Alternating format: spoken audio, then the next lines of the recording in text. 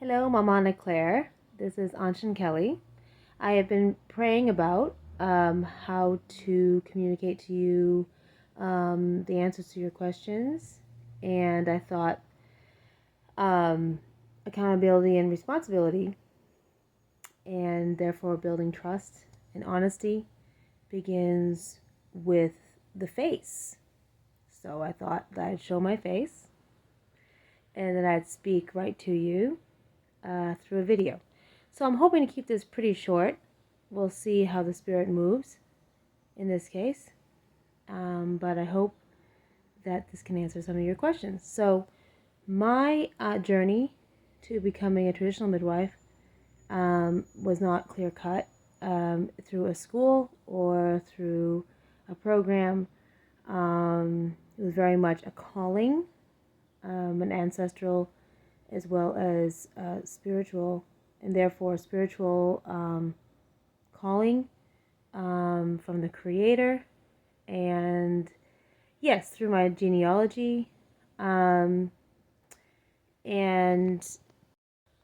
starting from a very, very young age, I was born into an international community that has its roots in Far East Asia. Traditional midwifery wasn't, it wasn't sort of understood as a main form of practice per se, but we were from a very young age instructed very traditionally, very carefully, very consistently in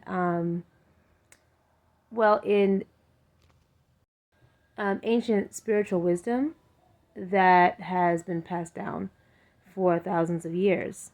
And it has to do with ancestral kinship. It has to do with how the principles of yang and yin work, and how you can apply them in your life, and how yang and yin is parallel to that of the spirit and the body, and that at the center of all things is a unity. Is the unity of the yin and yang forces, creative forces, and through that, selfless love becomes manifest. And this was from my inception, my instruction from when I was a child until I was about 18 on a very consistent level. My direct family also knew a lot of different healers in our area who practiced in other Eastern medicines such as Ayurveda, and then also who were alternative healers in Western tradition, that had taken on other cultures and had applied it to Western practices of, for example, kinesiology, and then other energy work. And from about my early teens to early 20s, those healers took me on not just as a patient, but really saw my aptitude for healing. And one of them really spoke over me and declared me as a healer, and they also took me on in a mentorship capacity. I am nursing my baby here, so I have to switch positions. So anyways, so starting at about 18 years old, I began to have my own interpersonal callings from Creator and from the ancestors. And I began to be called to do healings on people. And I derived a lot of my knowledge, from my childborn instruction and in my upbringing, and took instruction from Spirit. And sooner or later, people came from all over, got in touch with me online, but also in person in my communities, and asked for healings. And as well as I had been instructed by my communal spiritual healers and instructors on both spiritual nutrition and physical nutrition, and I began helping people in that capacity. And there were many people who came off of lifelong medications, people who were dying, and after I was able to do work on them, they were able to get off those medications and even start life anew. I received, sort of a title of a healer at that time on a communal level. I got married in my early 20s, and my direct birth and birth arts journey began with the pregnancy and birth of my first child. I had a lifelong friend, um, and, and midwife. She's a traditional midwife, um, and um, so she helped me navigate that first pregnancy. There were a lot of things in the medical field that I had a lot of questions for. I was a new mother. I was sort of at that point tapping into my healing talents, but learning to apply them in the birth arts. I wasn't fully conscious of that role yet, but certainly knew that was happening to a certain level, and as time went on, this midwife, who was also a lifelong friend, and she had quite a illustrious uh, reputation and legacy in her own community as the lay midwife in that community. Very fine woman. She doesn't practice anymore for varying reasons, but um, she's definitely together, combined with um, my study from Ina May Gaskin's. I don't know if you're familiar with that, but America's sort of more famous home birth midwife, Ina May Gaskin. I've read her work extensively and took her instruction, and then combined with my midwife friends' instruction and guidance through my own first pregnancy, and then beyond. I will go into that. I started to pick up the threads of the midwifery journey that I look back and clearly see that is directly connected to my healing journey. After I had my first baby, then my healing talents and the community that I had touched through the instruction of spirit and the ancestors began to come to me about their childbearing needs as well. So I guess at that point I kind of embarked on my journey as a doula or birth helper or something, and I am again people started to become very interested in my testimony and my knowledge as both a healer and a birth worker, and I began to help mothers and children in that capacity in my community and beyond that through the internet, and people began to travel to me. And then I became pregnant with my second baby, and that first midwife that I spoke of, she guided me through that journey as well. I ended up not being able to really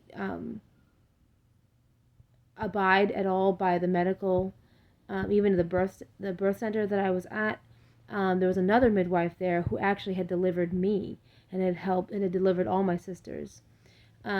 She was a midwife, had worked in the hospital for decades that I was born in, and she and this other lay midwife, they gave me prenatal care, but they were also, they also were very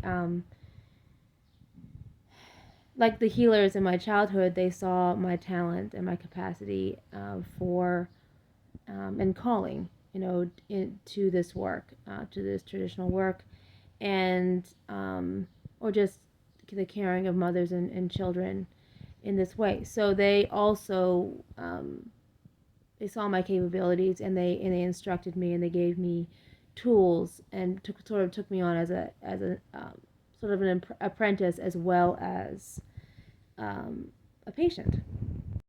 I ended up having my second child. She was the first of 4 free births that I would eventually have. And I ended up having my second child at home without any assistance, except for from my husband. And then I had my second, I mean, then I had my third child, or I got pregnant with my third child very soon after. And her pregnancy was introduced me to a whole realm of, well, I guess medical negligence, and then also a societal ignorance and negligence in childbirth that lead to pregnancy complications, to the point where women can't get their pregnancies diagnosed because of the low levels of HCG in their system, even though there's a baby in the womb. So, long story short, I can tell you at some point the whole story, but basically my second child and my third child both, they were in the womb. I was definitely pregnant, but the HCG level in my blood was too low, so they wouldn't diagnose the pregnancy, and I couldn't get any prenatal care until months into the pregnancy. And so I ended up just learning through these midwives and healers and through Ina May Gaskin's work, basically, and self-teaching myself, and then helping all these other mothers, through their pregnancies, and learning the craft. And basically, with my third one, it was very extreme, where the hospital actually diagnosed my pregnancy and they wrote it down in the medical records, and they saw the baby in the ultrasound and everything, but because my HCG level was too low, they refused to diagnose my pregnancy, and they refused to give me any care. So I ended up doing all my prenatal care myself. And there were two women, that midwife I was talking about, the lay midwife, my longtime friend, as well as a longtime healer that had also mentored me and had also been my healer all of my life. They were the two guiding forces and healing forces during that pregnancy. And through that pregnancy, I basically, I developed my own energy work, kinesiology, applied kinesiology. There was a lot of resetting from my spiritual, with the instructors, as well. Like everything that I had ever known at that point, I had to release and empty from myself in order to be open to the new and deep wisdom that was coming to me in my development as a healer and a midwife. I ended up having my third child on my own, with just my husband present. All my children at this point, and beyond, up until this point, so during pregnancy, birth, and beyond, all healthy, very, very healthy children. And all the while, I'm a healer that people have consistently come to, and for instruction, for guidance, for care, and at that point, for also pregnancy and birth care and support. And then I got pregnant with my fourth child, and I never went, through the guidance of spirit, I never went in ancestors. I didn't go to a hospital at all, and I didn't go to a birth center. I did all my own prenatal care for that pregnancy. At the very end of it, I had met another midwife through the other lay midwife, my friend, and she also took me on. She saw my capabilities and my capacity, and she also passed on a lot of knowledge to me, as well as helped me care for my fourth pregnancy, my third and fourth. I think at the end, I had her for my third, and then at the end for my fourth. And she's helped me with other women. I've sort of solicited her help with other women, because she's older and she's more experienced in many ways. So I ask for her advice. I ended up having my fourth child as well, on my own. I had a couple family members present as well as my husband.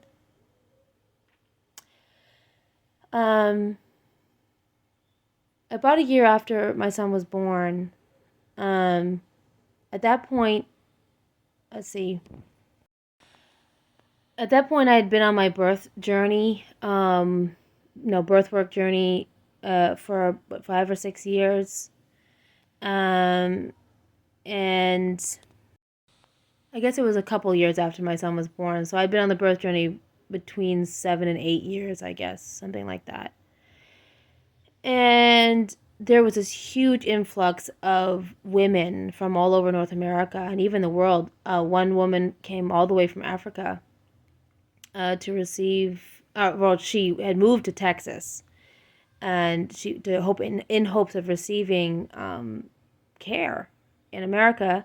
She couldn't find anyone that she who could understand her situation. She really only understood and had worked with traditional midwives, I think, where she lived. At least that's what she told me, and at least perhaps with just that particular pregnancy or circumstances. Anyway, and she found me, and she actually flew from Texas with her husband to Massachusetts. Was it Massachusetts or New Hampshire? I'm in Massachusetts. Anyway, I met her at a hotel, and helped her, just gave her the care and communication. She had a very long, strenuous journey from Africa to America, and then failing to get care here, and then with her particular health circumstances, and she had a traditional midwife in Africa, she told me, and I was the first traditional midwife she had been able to find. And I was able to just give her that care and support that she needed. And she ended up writing back to me and saying that I'd given her the courage to go back to Africa and receive the traditional care that she was more familiar with, and that was actually going to help her. And she ended up sending a picture of her son to me. So that was really wonderful. Anyway, so at that point, there's this huge influx of women who needed my help. And everything from email to video chat to in person. I have even over the years driven hundreds of miles to women in out of state. Women have come to me from hundreds of miles away to receive my care, and it's women in all kinds of situations, where for whatever reason they can't get the care that they need. Yeah, and you're probably familiar with that. A lot of them are low income and are in various situations. A lot of it has to do with just not knowing their options, not having the confidence and woman-to-woman communal connection that they need. It was really during that influx that during a lot of prayerful times, I really needed a lot of support from Spirit at that point, for my own personal circumstances as well. And I received that I needed to start practicing as a traditional midwife and not just as a doula or as a birth helper. I needed to take on that title to help this influx of women that were coming in. And it was through this 7 to 8 years, during that time when I received that, and through all those years, I learned all those skills, needed. That, and the most important one is intuition. The most important one is that connection to spirit, to ancestors, to intuition, that are deeply rooted in my genealogy and in my childhood upbringing. So my son is 5 now. So I've been practicing as a traditional midwife for roughly 4 years. So I'm in early days of the practice. Women come to me all the time in all kinds of circumstances. And usually they're women who have been neglected or shut out or whatever, for whatever reason, um, whatever their circumstances, from the medical community. Um, my fifth child, that's the one that I am nursing right now. I became pregnant with her. Let's see, I guess that would have been 2020. And I gave birth to her in 2021. Did all my prenatal care for that one. I ended up touching base again with the traditional midwife that I was talking about, who at that point had stopped practicing. And so I didn't know if I should reach out to her or not, but I did, and we ended up touching base again, and that was such a incredible union, since she had a reunion, because she had been the main support and mentor on my midwifery journey, and she really sees me and my capacity for this work. And I ended up having my fifth child on my own, with the help of my husband as well. So 5 natural births, and 4 of them were free births in total. So that has been my journey. I actually just came back from Maryland and Virginia, doing my midwifery work. So women continue to need me to come out of state, and women continue to come all the way from wherever they are to receive my guidance and support. And there is just this incredible need, I think, for traditional midwifery, because in my experience, in the birth work, over the last about 10 years or so, about 10 years since I conceived my first child, the need for traditional midwifery is so dire, I think, at its root, because at the center of traditional midwifery is the trust and unity between women. And I have come to call that woman-to-woman community connection and support, and that's at the center of my work. So thanks so much, Mama Claire, and I appreciate your time watching this. Many blessings.